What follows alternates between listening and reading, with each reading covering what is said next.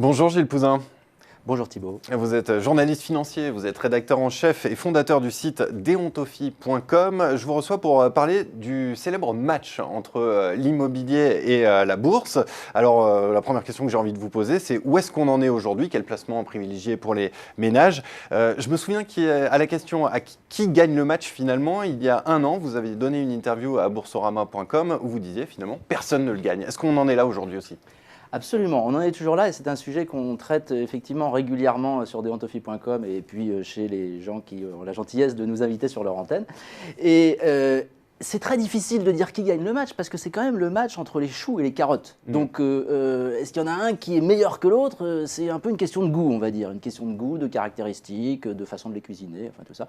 Mais l'immobilier et la bourse sont par nature des placements vraiment très différents dans leurs caractéristiques fondamentales, leurs éléments financiers, et puis également ce qui découle de leurs caractéristiques fondamentales, c'est leur évolution, leur type de fluctuation, leur type de comportement, le type de mode de gestion qu'on va avoir avec ces investissements. Vous voyez, tout est différent, leur cycle est différent, enfin, il y a vraiment beaucoup de différences. Donc c'est intéressant de les comparer. Évidemment, la comparaison n'est pas inintéressante et on l'a tous en tête, puisque ça fait partie des grandes classes d'actifs, comme on dit, des familles de placement. Mais c'est vraiment très difficile de dire si l'un gagne ou pas. On va voir qu'en termes de performance, ça dépend vraiment des périodes de comparaison. Oui. C'est vrai que si on regarde les 10 dernières années ou les 25 dernières années, les résultats ne sont pas les mêmes. Absolument, les résultats ne sont pas les mêmes. Alors, j'ai refait le calcul très récemment en reprenant les fameux indices notaires INSEE, puisque en France, on a la chance d'avoir maintenant des indices immobiliers très fiables qui sont certifiés par le Conseil national de l'information statistique pour les prix des logements.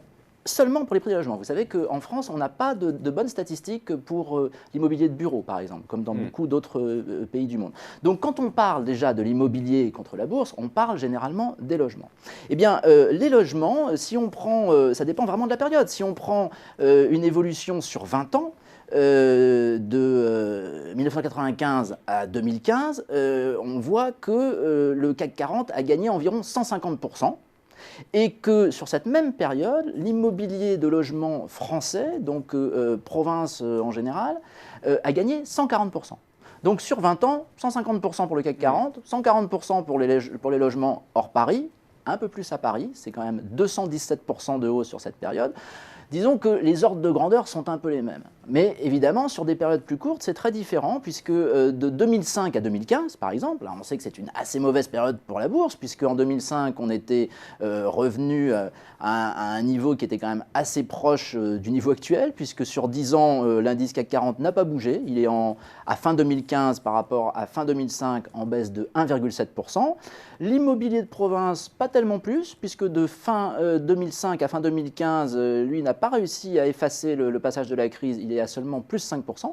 En revanche, l'immobilier parisien, à nouveau, avec beaucoup d'argent qui se tourne vers ce marché, qui vient de toutes sortes d'origines, pas toujours très bien contrôlées d'ailleurs, lui présente une hausse de 52%, le prix moyen du mètre carré à Paris à 8 000 €, qui est quasiment proche de son plus haut de 2012. Mais alors, Gilles Pouzin, vos chiffres, vos calculs sont très intéressants, mais si on va plus loin, est-ce que c'est encore pertinent de faire ce match entre bourse et immobilier? Par exemple, pour l'immobilier, on prend l'indice des prix comme indice de performance, mais il y a beaucoup de choses à prendre en compte. Il y a les frais, il y a la valeur d'usage, même chose pour les actions, il y a la rentabilité des dividendes à prendre en compte.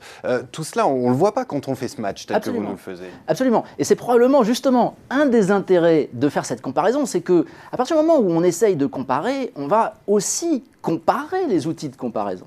Et donc ça c'est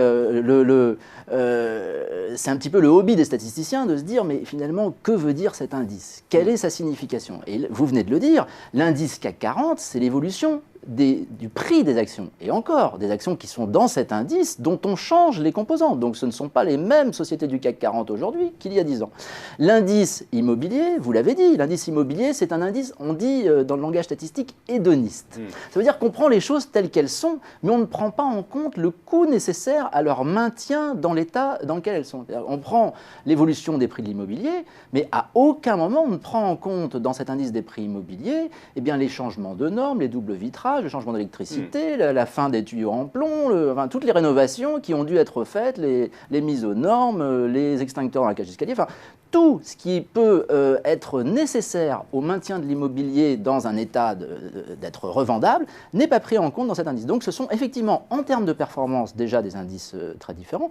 Et puis, vous l'avez dit, ça ne prend pas en compte les revenus. Alors, il y a une petite nuance, puisque pour l'indice CAC 40, si vous le souhaitez, il y a l'indice dividende réinvesti, de performance globale. Il n'est pas très connu du grand public, mais quand on regarde cet indice, c'est très intéressant, puisque en cumulant les dividendes réinvestis chaque année, eh bien, la bourse n'est pas 30% en dessous de son sommet de 2007, comme on pourrait le croire, mais finalement a récupéré en performance globale un niveau tout à fait proche de ses records. Pour l'immobilier, il n'y a pas d'indice qui prenne en compte les revenus, mais les revenus sont une composante évidemment importante de l'immobilier. Là aussi, les particuliers, très souvent, ont tendance, et les marchands d'immobilier, à prendre comme référence les loyers. Les loyers mensuels multipliés par 12, rapportés à la valeur du bien au mètre carré. Si on prend à Paris, par exemple, le loyer, selon l'Observatoire des loyers, est, pour les emménagers en 2015, de 24 € en moyenne. 22 € en moyenne par mètre carré par mois pour ceux qui sont déjà en place, 24 € pour quasiment 25 € pour les nouveaux arrivants, et même 27 € dans les studios. Puisque vous savez que les loyers au mètre carré sont finalement inverses, suivent une trajectoire inverse à celle des prix de vente. Donc, tout ça pour dire que quand on regarde les loyers, on a une rentabilité. On a une rentabilité brute de l'immobilier, là aussi, un petit peu par coïncidence, qui est assez proche de celle de l'indice CAC 40. Si on prend les loyers parisiens rapportés au prix parisien, en moyenne, on est entre 3,75, 3,8, 3,8% par an. Si on prend les dividendes du CAC 40, eh bien, les dividendes de l'année dernière, on est aussi dans les 3,6, 3,8% par rapport au niveau actuel. Mais ce ne sont pas les mêmes rentabilités. Il y en a une qui est avant les frais, et il y en a une, quand on reçoit des dividendes, il y a a priori plus beaucoup de frais à payer. Alors on voit que ces comparaisons donnent des valeurs assez proches, même si effectivement vous avez apporté les précisions qui s'imposent.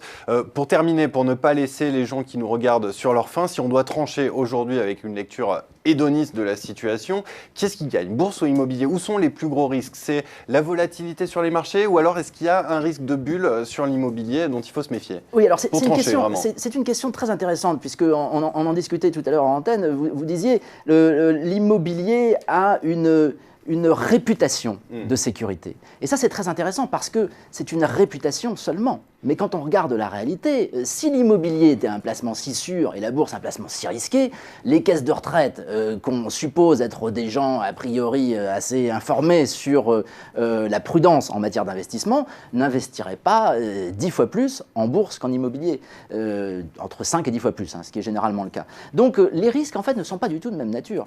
Quand on voit la bourse, on pense que c'est risqué, et c'est vrai que c'est risqué, puisqu'il y a des fluctuations, on l'a vu, entre... Surtout en ce moment avec le quantitative easing. En ce moment, est-ce que c'est plus risqué qu'avant? Finalement, la bourse, depuis 4 ans, ne fait que monter quasiment, depuis 3-4 ans. Donc, on n'a pas encore la conscience du risque que l'on a quand la bourse rebaisse. Ce qui peut arriver, évidemment, après 3 ou 4 années de hausse, on a généralement une année de baisse.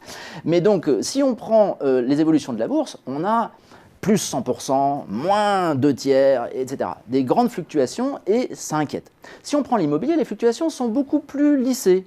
En revanche, ce qu'on ne voit pas, c'est que derrière ces fluctuations lissées, il y a tout simplement des interruptions de marché, où il est impossible de vendre. Donc si vous voulez, les fluctuations de la bourse qui font peur sont la contrepartie de son aspect sécurisant, qui est la possibilité de récupérer son argent quand on veut. Ce qu'on n'a pas avec l'immobilier, où les transactions peuvent s'arrêter totalement. Pas à Paris, mais dans certaines régions, on peut avoir des biens invendables. Donc les risques ne sont pas de même nature, déjà, que ce soit en termes de risque financier ou en termes de risque opérationnel, puisque l'immobilier, beaucoup de gens ont tendance à l'oublier, mais un logement, si on ne s'en occupe pas en permanence, il est détruit, il tombe en ruine par l'effet de la nature. On voit les logements d'il y a 50 ans, 100 ans, 200 ans, 1000 ans, eh bien, au bout d'un certain temps, ils n'existent plus. Il faut investir en permanence.